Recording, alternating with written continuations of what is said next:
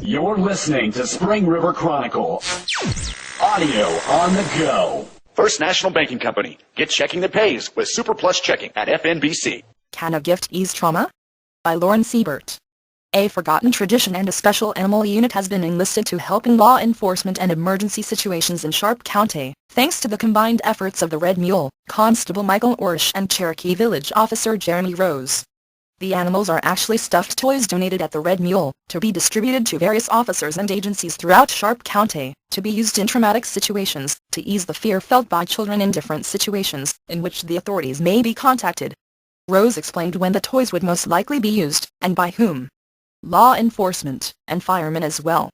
We will hand these out to small children that are scared or are sad, because their house burned down, or mom and dad are in a domestic situation, Rose said, or if they have been robbed and the kids are scared. Any crimes or situations, children need to hold on to something to feel secure. Constable Orsh noted how effective he had witnessed the stuffed animals being used in the past. I've seen Jeremy hand out stuffed animals to these little kids, Constable Orsh said. They immediately stopped crying, and started smiling and playing with the toys.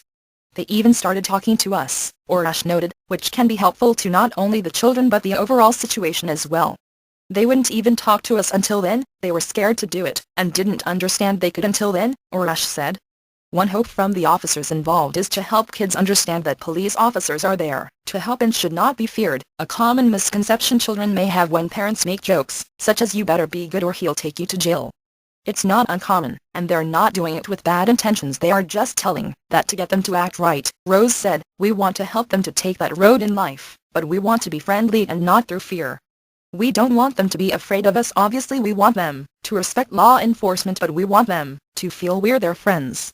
If they're a victim or know someone who is, they won't be afraid to come talk to us, if they're familiar with us, Rose said. We like to hear the good too, we want them to come up and tell us about their day, Constable Orsh added, or if they have a problem, to talk to an officer.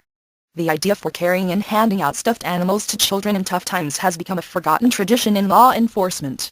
In the past, I noticed years ago, I saw officers with animals in the trunk, Rose said. We had agencies that sometimes had them and would divvy them out to the cars. Some of us have fallen out of that. Rose and Orsh both feel these toys can make all the difference in a child's life. It makes a big difference in a young life, Rose said. It gives them something to hold on to in hard times, because usually when we're dealing with them, it's in hard times. We want to revive the children's future, Orsh stated. We want to start early in the childhood to make the difference. According to Constable Orsh, the Red Mule will be a great help in aiding the effort. It's a drop-off station, Constable Orsh said. They have volunteered to accept small stuffed animals, and hold them until we can pick them up. The toys will be given to various officers and agencies throughout the county. We come in periodically, and when we run low we can come and get some, Officer Rose said. If it gets full we can divide it to different agencies. If you would like to donate small stuffed animals, they may be dropped off at the Red Mule in Highland anytime. Smaller animals are better, as officers would like to have several on hand, but have limited space in their trunks for the animals. Officer Rose and Constable Orsh would like to thank the community for their support and all their help. Thanks for listening to Spring River Chronicle Audio on the Go. Be sure to subscribe to the paper and check us out online at myspringriver.com.